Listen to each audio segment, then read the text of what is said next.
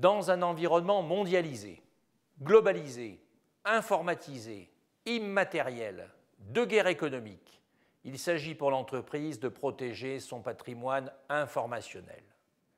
Les cybermenaces sont externes ou internes à l'entreprise et il peut s'agir d'opérations d'espionnage, qu'ils soient civils ou étatiques, de sabotage, qui peut être l'œuvre d'organisations les plus diverses, voire de certains États susceptibles de s'attaquer à des infrastructures vitales, des institutions, des administrations.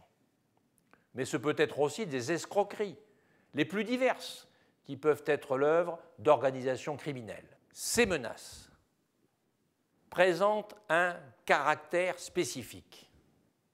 Elles sont dissimulées, délocalisées, nomades, instantanées, disséminées, volatiles et présentent surtout un excellent rapport coût-efficacité.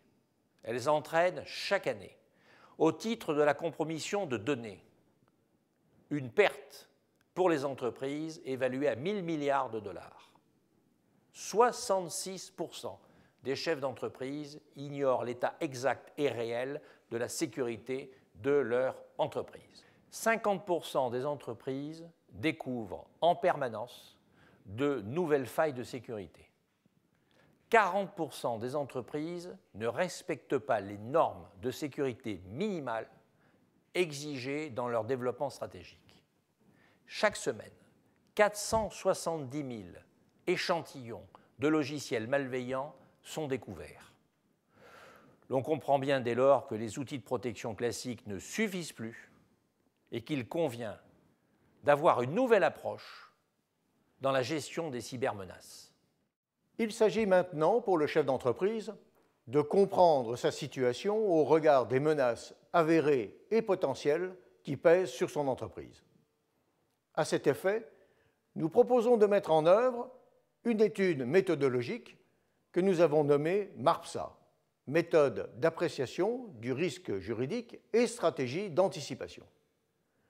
Elle consiste à examiner dans le détail les éléments de l'environnement interne et externe de l'entreprise susceptibles de porter atteinte à ce que l'entreprise veut préserver, en les classant par type d'agression et en leur adjoignant le modus operandi susceptible d'être utilisé.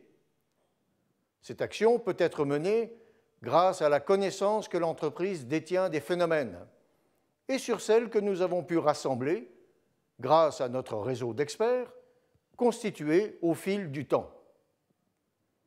En regard, il s'agira d'examiner la stratégie que l'entreprise a déjà mise en œuvre pour lutter contre ces menaces, à la fois en anticipation et en prévention.